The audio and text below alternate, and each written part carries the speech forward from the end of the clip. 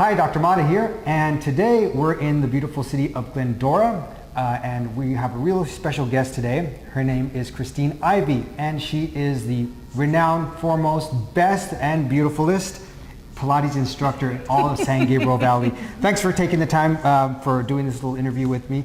Christine, really appreciate it. So can you tell us a little bit what Pilates is and how does it differ from things that people are traditionally used to, like yoga and things like that? Yeah, so yoga and Pilates, very similar in some respects. Yoga and Pilates are both a mind-body exercise format, but whereas yoga tends to turn the focus inward in terms of finding stress relief and a meditative focus, Pilates turns the focus inward so that you can find an external relief in terms of stress, malalignment, strength, flexibility. So Pilates has an external focus while also coupling the benefits of mind-body-spirit connection. It's used for therapy, it's used for cross-training. There's so many modalities, it's become pretty broad in terms of application. Got it. So it's not something that's not like an exercise program to work one particular part of the body. It's everything. And that's not body too. It's just, like you said, body, mind, spirit, the whole thing. And is there a component of an emotional component to Pilates as well? Definitely, definitely, because you can't tap into the mind and the soul and internal feelings without feeling something in response. So in terms of, like a lot of exercises, you go in there and you zone out and you get on the cardio machine and you watch your TV. Sure. I've done that myself. Sure. You just watch some TV or read a book. You can't do Pilates and be distracted. It requires you to find a centeredness, a focus, an internal precision, and makes you accountable. I think that's a good word. Accountable to your own awareness of your own body and your own, your spirit, your mind, all of those things. And it takes all of those factors into play, and you build this relationship with your body where you're constantly checking in and experiencing your body in new ways. So today I might experience one exercise because I'm in a certain mindset or physical state or mental, emotional state, and tomorrow it might be completely different. But Pilates makes you aware. Got it. That's a good word. I like how you say aware, because you don't think of being aware when you're at a gym sweating. It's a whole different thing, right? Yeah. So as a chiropractor, I tell people, they always ask me, what kind of exercises can I do for my back to strengthen up my back? And I'm a firm believer that actual back exercises to fix your back or to strengthen up your back will actually do more harm to your back. And I know that we're both in agreement with this. It's all about building up your core, right? So to correct problems of the back, you don't need to strengthen the back, you need to strengthen the core. Tell me how Pilates plays into that. Yeah, so Pilates addresses the entire powerhouse, and Joseph Pilates believed that was from the top of your inner thighs all the way to the shoulder girdle, everything in between. And is that what's considered the core? Because we're all familiar with the core being more like the abdominal area, right? So a lot of people think core, you squeeze your abs, flex, but Pilates means everything that connects the limbs above and below what we call the powerhouse. So that's everything. And Joseph Pilates did have exercises for the back, but there was a lot more focus on upper back and opening the spine versus loading the spine with tremendous impact. And that's where I think we get into trouble, is when we really load those lower back extensors without having firm awareness of the rest of the powerhouse, all of it in conjunction. And when you load the spine, you also load the nervous system, which gives you nervous system problems as well, right? And so the idea is to take that load off through what you preach and practice in Pilates, correct? Right, in terms of dispersing the load, like you were saying, evenly and efficiently. And that's one of the tenets of Pilates, is efficient movement, centered. And I like to think of it sometimes with my clients like movement on the freeway, right? If energy gets stagnant, it becomes like a jam, like a 405 deadlock, gridlock, and now we've got accidents happening everywhere. And energy is focused and streamlined through the body in an efficient way where no one part is getting more focus than the other. It's all together in harmony. Then you've got this beautiful flow and everything feels great. Wow, I love how you describe it. I mean, I've never had a workout exercise regimen explained so eloquently. This is pretty cool. Who would benefit from Pilates? It's really easy to say everyone, but Joseph Pilates created it for men. It's a man creating it for men. And how long ago was Joseph Pilates? Was of course the father of Pilates, right? Yeah. And how long ago? What year was that? Let's say, to give it a pure year would be hard, but in 1912 he was in England training the Scotland Yard, actually. He was training Scotland Yard. He was interned because he was German during World War I, and then he started creating exercises for hospital patients, and then the German army wanted him to train their soldiers, and he was like, so he got out of there and came to New York.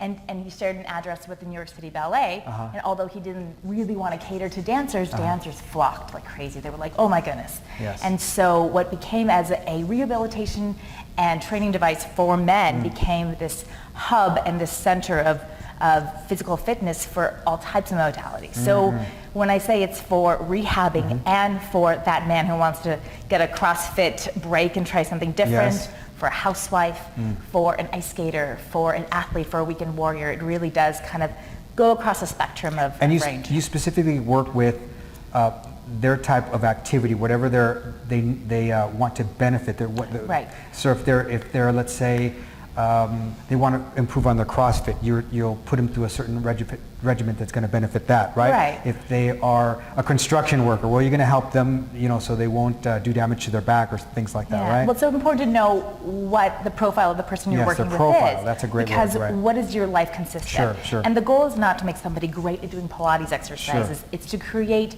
the freedom in your body to have positive movement experiences when you're out there living your life, doing construction or walking your dog or washing the dishes, like whatever you're doing. The goal is to find out, what does your life look like? Where are the problems or the possible pitfalls of imbalance or compensation, and how can we avoid that to make your life across the board feel better, be better, and look better too, if that's one of your goals. Sure, absolutely. Pilates is specific, and you want to go to somebody who's a master at one thing, like Pilates, as opposed to a tradesman of all things, right? So be a master of one. Now, in Pilates, you have equipment that's specific to what you do. So can you tell us about, I understand there's something called the Reformer, the Cadillac, these interesting names. Can you describe what all those mean? Yeah, so most people walk in a Pilates studio and they see all these interesting pieces of equipment and think, this is scary. Like it just looks intimidating. There's springs and there's straps and there's ropes and there's pulley systems, and it really could be nothing further from the truth. So yes, the Reformer and the Cadillac are two pieces of equipment that probably most represent what Joseph Pilates originally created when he was creating apparatus. I mentioned earlier when he was first working in internment camps with hospital patients, he put springs and pulley systems on the hospital beds so that the patients could rehabilitate before they could ever stand, kneel, walk, or take a step off the bed. So therefore, those pieces of equipment have a very therapeutic rehabilitative model by which they follow.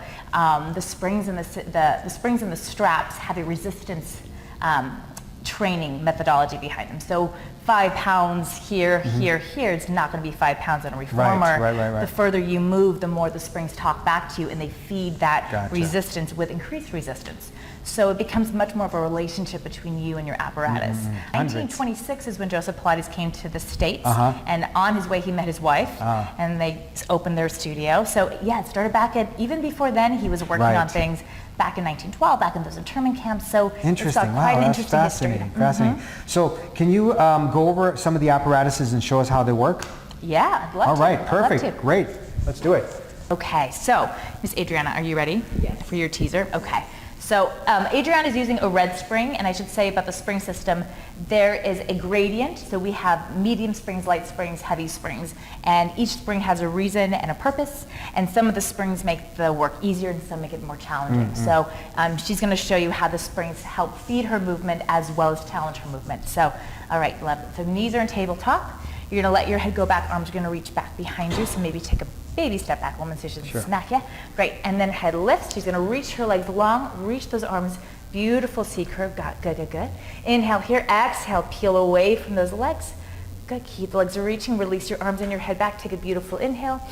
Exhale, gather the space, reach back up, long toes extended, reach. Good, keep those legs reaching, fold the elbows in, and press the palms away for 3. Good, you got it, reach. Good, exhale, reach 2. This is tremendously hard. She's doing a great job of making it look easy. Good. So everything's pivoting right here, huh? So it's scooping right in the belly, folding that beautiful spine, legs reaching energy through both ends of her body. Beautiful. Last one, Adriana. Reach the arms long and then roll down with straight arms all the way back. Release your head for that stretch. Fold the knees into table and breathe. So she did a really good job of that. That looked pretty easy. You're like, I can do that. And that takes a lot of practice. So that was really, really beautiful. Well done. Yeah. Thank you. That was awesome. I loved it. Your turn. Maybe. Right. Well, thank you so much. This was a lot of great information. Thank you, Christine. It's so informative. If you need to get a hold of Christine, please don't hesitate. The information is here, right here. Thank you so much, Christine. Appreciate it. Thank you. My pleasure. Thank you so much. Thank you. I appreciate you. Thanks, You're the best. And until next time with these beautiful women, Yay. Dr. Mata, Christine, and Adriana saying goodbye. Thank you. Reach, look back, reach. There she is. Grab her, bring her back to you. Beautiful. And roll all the way out to a vertical position. Good. That's the roll down. That felt good.